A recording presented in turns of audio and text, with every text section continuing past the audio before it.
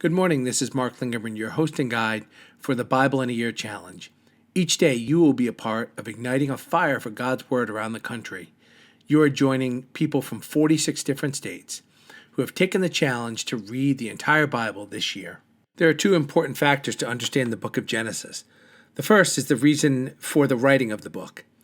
The book of Genesis really begins in the book of Exodus because it is written for the Israelites whom God had delivered from 400 years of slavery and captivity in Egypt. The title of the book is taken from the Greek equivalent for the Hebrew word Bereshit, which means in the beginning.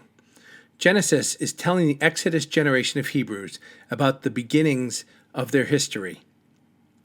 They learn or are reminded of their ancestry, their history, and most importantly, the covenant that God established between himself and Abraham to bring the Israelites into the promised land.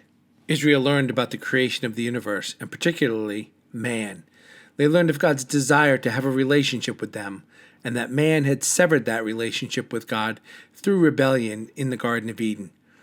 The book of Genesis taught Israel that God loved them and chose them, and that God had supernaturally intervened to protect them in the past. The second factor to understanding the book of Genesis is to understand its organizational structure. The book can be outlined in two primary ways. The first is called the Toledot formula. Toledot is a Hebrew word which means the generations of. This structure sees Genesis 1:1 through 2:3 as an introduction, which is set off by in the beginning, followed by 10 Toledot sections. Toledot sections are introduced by the English words, the generations of. This structure matches the reason that Moses wrote the book, to ensure that the Hebrew nation knew who they were as a people, what their history was, and most importantly, what their future is. If you are a Western reader, unaware of that context, the genealogies are tedious. However, if you are a Hebrew who has gathered together with your family, your tribe, and indeed all 12 tribes, to hear Moses remind you of who your family is. After your nation has been in slavery for 400 years, the book takes on a very important role in your community. To put that into a modern-day context, in American schools, we teach history to children starting in first grade, all the way through high school and into college. Imagine if you were the Israelites and you had been in captivity for 400 years and Moses said, "Come gather around and I'm going to teach you about who your ancestors were." On the screen you can see the places where the generations of is employed. It is the structure that Moses uses to convey his message, and the reader should be aware of it.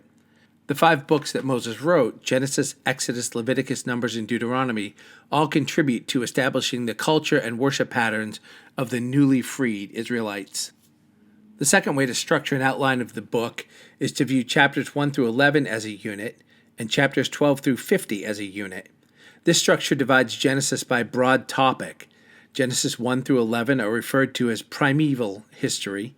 Moses explains creation, the fall, and the descent of mankind away from God and into evil, God's judgment of mankind by the flood, God's covenant with Noah, and on through the complete rebellion of man at the Tower of Babel. Instead of going forth throughout the world as God instructed, they gathered at Babel in rebellion to do what was right in their own eyes. Chapters 12 through 50 are known as the patriarchal history as they relate the story of the patriarchs of Israel. In Genesis chapter 12, God begins the redemption of mankind through his covenant with Abram. As Western readers, we want to pay close attention to why God chose Abram and the nation of Israel. We think of life in a democratic paradigm, but it was God's sovereign choice that the world would be blessed through Abram. God's purpose for the nation of Israel was, and remains, to bless the world. In the calling of Abram in Genesis 12, 1 through 3, it says, "Now the Lord said to Abram, go from your country and your kindred and your father's house to the land that I will show you. And I will make of you a great nation, and I will bless you, and I will make your name great, so that you will be a blessing." God sovereignly chose Israel to be a great nation so that the nation would be a blessing. As we know, the Messiah Jesus comes from the nation of Israel. One final thought is that Genesis is a narrative. So think about character development as you read. What are people doing and thinking?